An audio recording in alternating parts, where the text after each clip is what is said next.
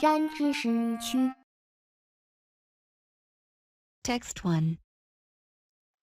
The decision of the New York Philharmonic to hire Alan Gilbert as its next music director has been the talk of the classical music world ever since the sudden announcement of his appointment in 2009. For the most part, the response has been favorable, to say the least. Hooray! At last! Wrote Anthony Tommasini, a sober-sided classical music critic. One of the reasons why the appointment came as such a surprise, however, is that Gilbert is comparatively little known. Even Tommasini, who had advocated Gilbert's appointment in the Times, calls him an unpretentious musician with no air of the formidable conductor about him. As a description of the next music director of an orchestra that has hitherto been led by musicians like Gustav Mahler and Pierre Boulez, that seems likely to have struck at least sometimes readers as faint praise. For my part, I have no idea whether Gilbert is a great conductor or even a good one. To be sure, he performs an impressive variety of interesting compositions, but it is not necessary for me to visit Avery Fisher Hall, or anywhere else, to hear interesting orchestral music. All I have to do is to go to my CD shelf, or boot up my computer and download still more recorded music from iTunes.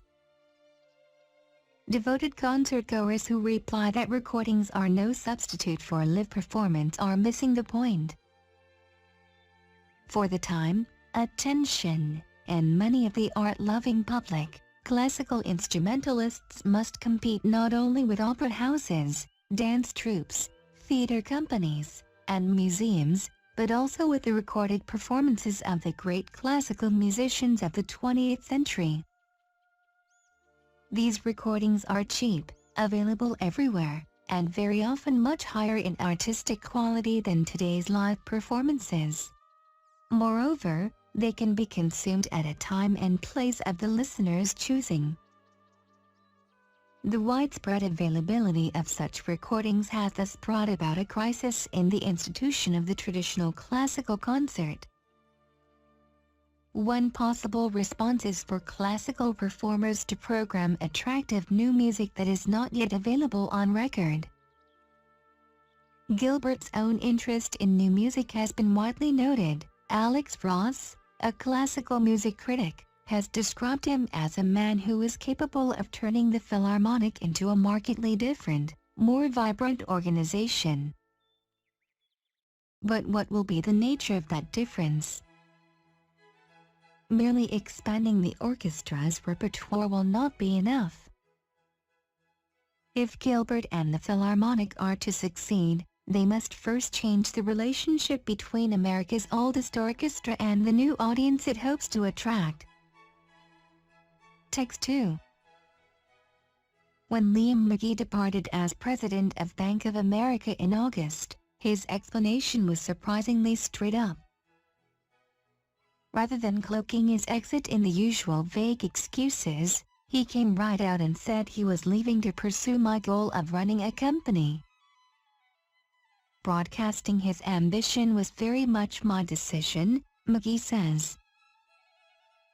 Within 2 weeks, he was talking for the first time with the board of Hartford Financial Services Group, which named him CEO and chairman on September 29. McGee says leaving without a position lined up gave him time to reflect on what kind of company he wanted to run. It also sent a clear message to the outside world about his aspirations. And McGee isn't alone. In recent weeks, the number 2 executives at Avon and American Express quit with the explanation that they were looking for a CEO post. As boards scrutinize succession plans in response to shareholder pressure, executives who don't get the nod also may wish to move on. A turbulent business environment also has senior managers cautious of letting vague pronouncements cloud their reputations. As the first signs of recovery begin to take hold, deputy chiefs may be more willing to make the jump without a net. In the third quarter, CEO turnover was down 23% from a year ago as nervous boards stuck with the leaders they had, according to Liberum research. As the economy picks up, opportunities will abound for aspiring leaders. The decision to quit a senior position to look for a better one is unconventional. For years, executives and headhunters have adhered to the rule that the most attractive CEO candidates are the ones who must be poached. Says Korn Ferry senior partner Dennis Carey, "I can't think of a single search I've done where a board has not instructed me to look at sitting CEOs first. Those who jumped without a job haven't always landed in top positions quickly." Ellen Merrim quit as chief of Tropicana a decade ago, saying she wanted to be a CEO. It was a year before she became head of a tiny internet-based commodities exchange. Robert Willemstad left Citigroup in 2005 with ambitions to be a CEO. He finally took that post at a major financial institution 3 years later. Many recruiters say the old disgrace is fading for top performers. The financial crisis has made it more acceptable to be between jobs or to leave a bad one. The traditional rule was it's safer to stay where you are, but that's been fundamentally inverted, says one headhunter. The people who've been hurt the worst are those who've stayed too long. Text 3. The rough guide to marketing success used to be that you got what you paid for. No longer. While traditional paid media such as television commercials and print advertisements still play a major role, companies today can exploit many alternative forms of media. Consumers passionate about a product may create earned media by willingly promoting it to friends, and a company may leverage owned media by sending email alerts about products and sales to customers registered with its website. The way consumers now approach the process of making purchase decisions means that marketing's impact stems from a broad range of factors beyond conventional paid media. Paid and owned media are controlled by marketers promoting their own products. For earned media, such marketers act as the initiator for users' responses. But in some cases, one marketer's own media become another marketer's paid media. For instance, when an e-commerce retailer sells ad space on its website. We define such sold media as owned media whose traffic is so strong that other organizations place their content or e-commerce engines within that environment. This trend, which we believe is still in its infancy, effectively began with retailers and travel providers such as airlines and hotels and will no doubt go further.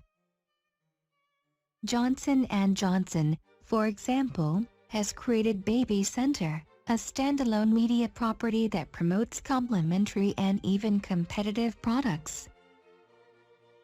Besides generating income, the presence of other marketers makes the site seem objective, gives companies opportunities to learn valuable information about the appeal of other companies' marketing, and may help expand user traffic for all companies concerned. The same dramatic technological changes that have provided marketers with more, and more diverse, communications choices have also increased the risk that passionate consumers will voice their opinions in quicker, more visible, and much more damaging ways. Such hijacked media are the opposite of earned media. An asset or campaign becomes hostage to consumers, other stakeholders, or activists who make negative allegations about a brand or product. Members of social networks, for instance, are learning that they can hijack media to apply pressure on the businesses that originally created them. If that happens, Passionate consumers would try to persuade others to boycott products, putting the reputation of the target company at risk. In such a case, the company's response may not be sufficiently quick or thoughtful, and the learning curve has been steep. Toyota Motor, for example, alleviated some of the damage from its recall crisis earlier this year with a relatively quick and well-orchestrated social media response campaign, which included efforts to engage with consumers directly on sites such as Twitter and the social news site Dig. Text 4. It's no surprise that Jennifer Senior's insightful, provocative magazine cover story, "I love my children, I hate my life," is arousing much chatter. Nothing gets people talking like the suggestion that child-rearing is anything less than a completely fulfilling, life-enriching experience. Rather than concluding that children make parents either happy or miserable, Senior suggests we need to redefine happiness, instead of thinking of it as something that can be measured by moment-to-moment joy. We should consider being happy as a past tense condition. Even though the day-to-day experience of raising kids can be so crushingly hard, Senior writes that the very things that in the moment dampen our moods can later be sources of intense gratification and delight. The magazine cover showing an attractive mother holding a cute baby is hardly the only Madonna and child image on newsstands this week. There are also stories about newly adoptive and newly single Maureen Sandra Bullock, as well as the usual Jennifer Aniston is pregnant news. Practically every week features at least one celebrity mourn, or mourn-to-be, smiling on the newsstands. In a society that so persistently celebrates procreation, is it any wonder that admitting you regret having children is equivalent to admitting you support kitten killing?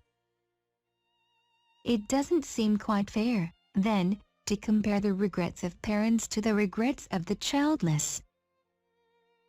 Unhappy parents rarely are provoked to wonder if they shouldn't have had kids, but unhappy childless folks are bothered with the message that children are the single most important thing in the world. Obviously their misery must be a direct result of the gaping baby-size holes in their lives. Of course, the image of parenthood that celebrity magazines like Us Weekly and People present is hugely unrealistic, especially when the parents are single mothers like Bullock. According to several studies concluding that parents are less happy than childless couples, single parents are the least happy of all. No shock there, considering how much work it is to raise a kid without a partner to lean on. Yet to hear Sandra and Brittany tell it, raising a kid on their own, read, with round-the-clock help, is a piece of cake.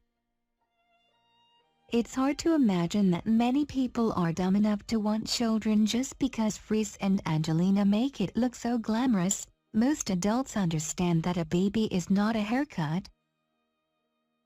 But it's interesting to wonder if the images we see every week of stress-free, happiness-enhancing parenthood aren't in some small, subconscious way contributing to our own dissatisfactions with the actual experience, in the same way that a small part of us hope getting the Rachel might make us look just a little bit like Jennifer Aniston.